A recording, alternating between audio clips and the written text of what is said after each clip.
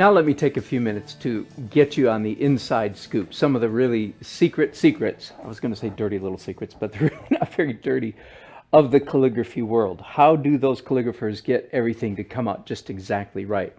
Well, practice, practice, practice, but you already know that.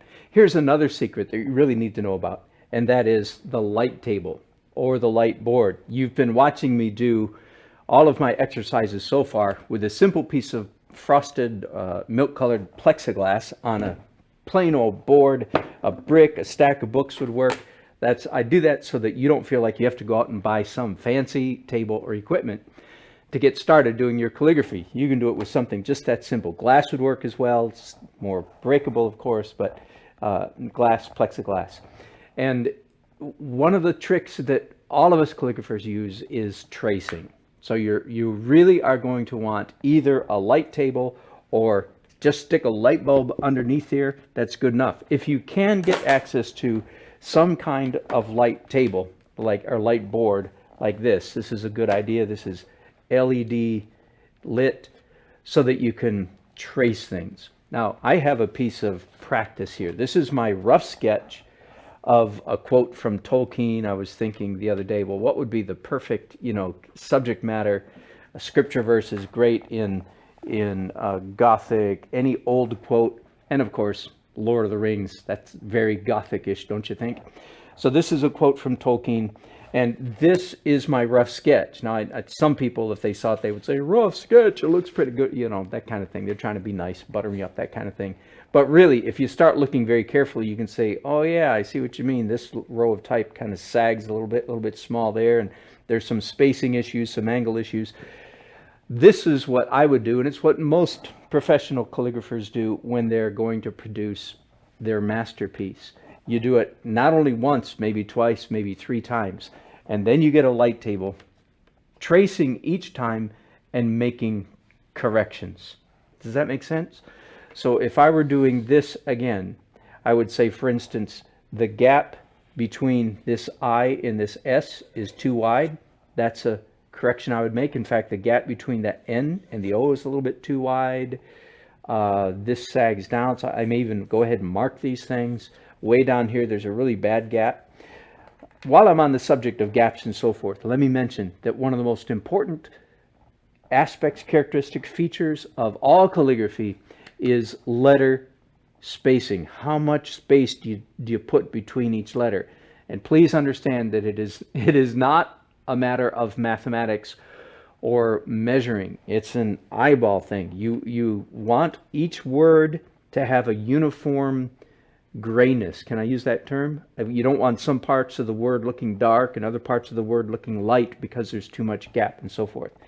So you're going to use your eye to make sure that the letters are spaced the right distance from each other. So, in fact, sometimes you're actually going to squeeze up a letter, make it take up less space so that you can achieve this evenness, this even effect.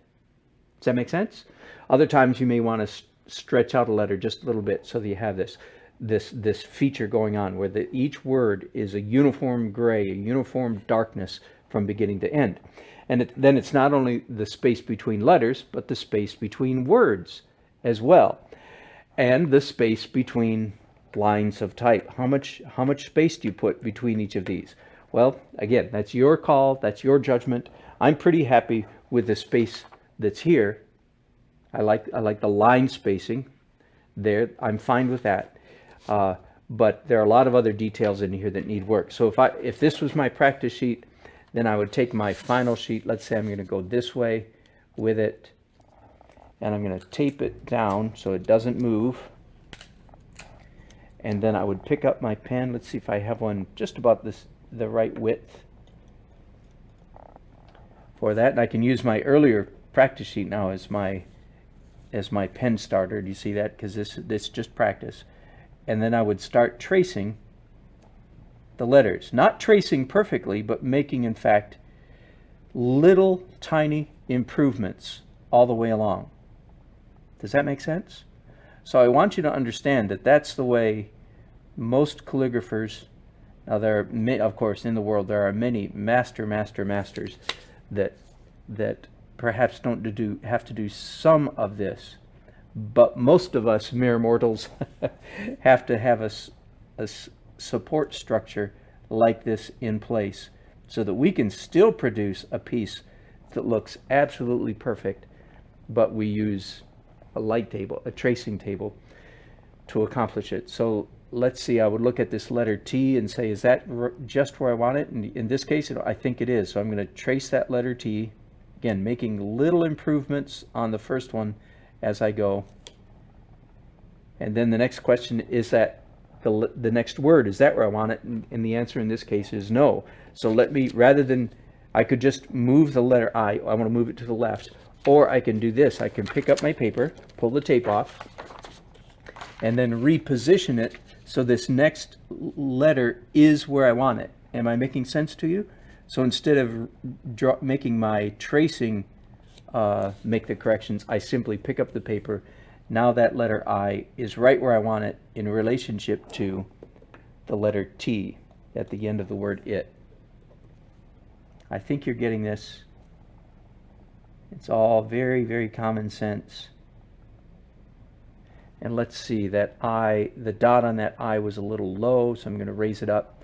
Likewise, etc., etc., etc. I would make changes. Now I need to move this over again in order to get the S in the right position. But I won't bore you with those details. Does that make sense? I hope that really frees you up a lot to see, oh, well, if I do that, then I can produce a masterpiece too. And that's exactly the way I want you to think. You may even go through this tracing process, as I said, 2 or 3 times. Just one other element I'm going to mention, and that is where do your lines start and end up. Let me turn this light off so we can just see it in normal light. Here we go. I felt like this quote, for some reason, very intuitive, I felt like it would look cool if it was flush right. That is, if all the lines of type ended in a straight line over here, that means I would start the lines at various points. And I just took my best guess when I was doing this rough sketch. So as you can imagine, using our tracing technique, I would move each line over so that they would in fact all end up exactly the right place. Does that make sense? I hope it does. And this should open the door to a lot of really, really, really fun calligraphy for you.